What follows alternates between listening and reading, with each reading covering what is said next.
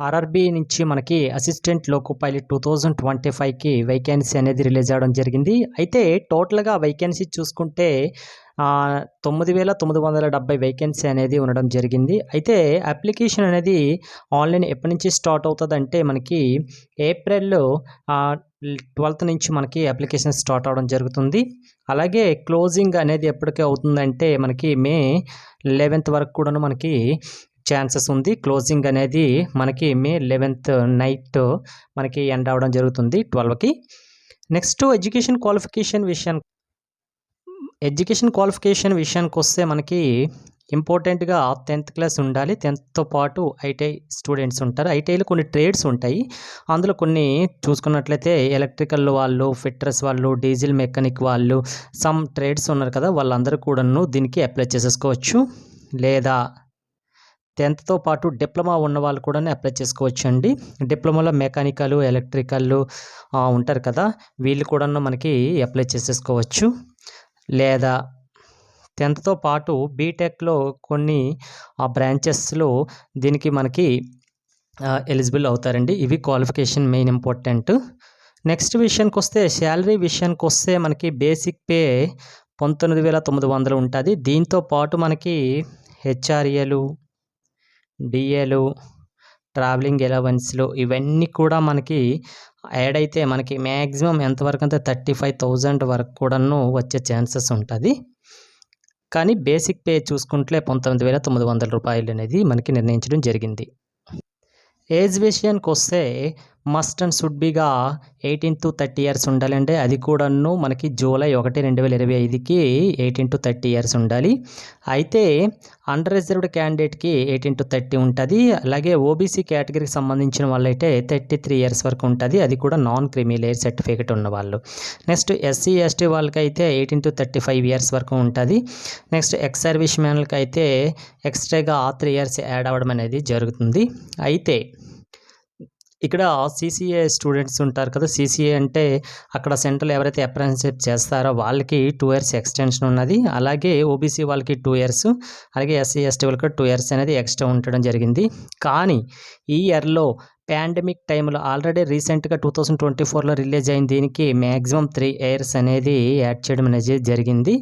కానీ ఈ ఇయర్ మాత్రం ఏఎల్పీ నోటిఫికేషన్‌లో దీన్ని ఇవ్వలేదు. అది గమనించండి.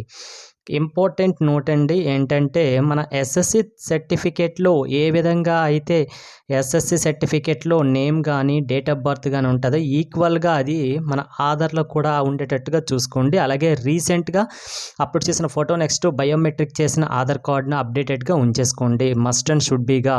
ఓకే.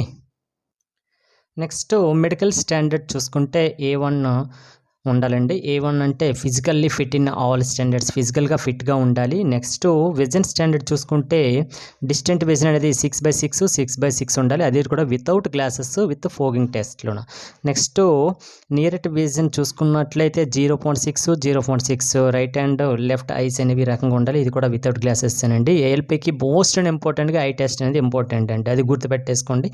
నెక్స్ట్ కొన్ని టెస్ట్లు ఉంటాయండి. మస్ట్ పాస్ ఫర్ ద మనకి CV, BV, FV, NV, MV అనేసి విజన్స్ ఉంటాయండి. బ్లైండ్ విజన్స్, అలాగే కలర్ విజను, అలాగే fogging vision, night vision, mesopic vision అని different types of vision test ఉంటాయి. అవన్నీ కూడా మనం పాస్ అవ్వాలి మెడికల్ స్టాండర్డ్స్లో. ఎందుకంటే ఏఎల్పీ అనేది A1 స్టాండర్డ్ కాబట్టి కంపల్సరీగా ఇది మాత్రం సక్సెస్గా అవ్వాలి.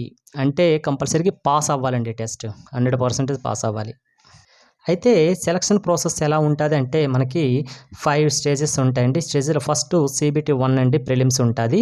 ఇది మనం క్వాలిఫై అయితే CBT 2కి మనకి మెయిన్స్కి ఎలిజిబుల్ అవుతాము. నెక్స్ట్ ఇది 2 కూడా ఎలిజిబుల్ అయిపోయిన తర్వాత మనకి కంప్యూటర్ బేస్డ్ యాప్టిట్యూడ్ టెస్ట్ ఉంటుంది. CBAT అంటారంటే దీన్నే సైకో టెస్ట్ అనేది ఉంటుంది. ఇది కూడా పాస్ అవ్వాలి. తర్వాత మనకు తెలిసిందే డాక్యుమెంట్ వెరిఫికేషన్, తర్వాత మెడికల్ ఎగ్జామినేషన్ ఉంటుంది. ఓకే.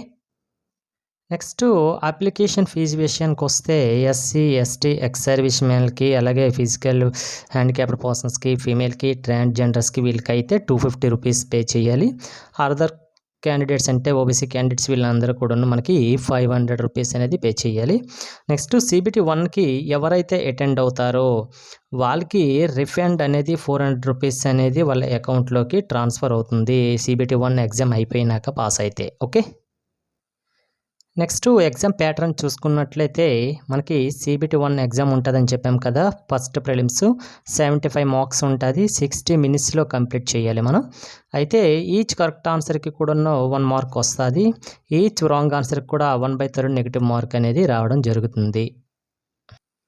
నెక్స్ట్ సిలబస్ విషయానికి వస్తే మ్యాథ్స్ నుంచి మనకి 20 మార్క్స్ వస్తాయి. జనరల్ ఇంటెలిజెన్స్ అండ్ రీజనింగ్స్ నుంచి 25 మార్క్స్ 25 క్వశ్చన్స్ వస్తాయి. జనరల్ సైన్స్ విషయానికి వస్తే 20 marks 20 questions. General awareness of current affairs నుంచి మనకి 10 మార్క్స్ రావడం జరిగింది. అంటే ఇక్కడ 20 క్వశ్చన్స్ 25 క్వశ్చన్స్ 20 క్వశ్చన్స్ 10 క్వశ్చన్స్ వస్తాయి. టోటల్గా కూడా మనకి 75 క్వశ్చన్స్ వస్తాయి. 75 మార్క్స్ అనేది ఇది మనం 60 మినిట్స్లో మనం కంప్లీట్ చేయాలి CBT 1. ఇదంతా కూడా ఆన్లైన్ ఎగ్జామ్ అండి. ఇది చూసుకోండి, ఆన్లైన్ CBT ఎగ్జామే అవుతుంది, ఆఫ్లైన్ కాదు. నెక్స్ట్ CBT 1 కంప్లీట్ అయ్యింది తర్వాత maximum pass percentage for the CBT 1 exam చూసుకుంటే అన్రిజర్వ్డ్ EWS క్యాండిడేట్స్ 40 మార్క్స్ రావాలి. ఓబీసీ నాన్ క్రిమినల్ వరకు 30% మార్క్స్ రావాలి. SC STకి సంబంధించింది SCకి 30 మార్క్స్, STకి 25% మార్క్స్ అనేది రావాలి. ఇవి వస్తే మనకి CBT 2కి క్వాలిఫై చేస్తారు.